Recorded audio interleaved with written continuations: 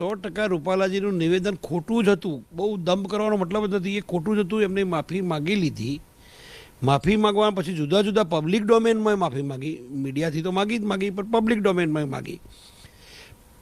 જ્યાં સુધી 16 તારીખે ફોર્મ ભરવાનું, 22 તારીખે પાછું ખેંચવાનું સુધી ભારતીય જનતા પાર્ટીની અંદર રહેલા તમામ આગેવાનો પણ એક પણ શબ્દ બોલ્યા વગર સમાજની સાથે હોય એવી મુખસંમતિ, બીજી બાજુ પાર્ટીનું અહિત ના થાય એ બંને મુદ્દાની વચ્ચે રેન્ક એન્ડ ફાઇલમાં એટલે બિટવીન ધ લાઇન્સ સતત ચિંતામાં હતા. મને ખ્યાલ છે બધા એકબીજાના સંપર્કમાં હતા.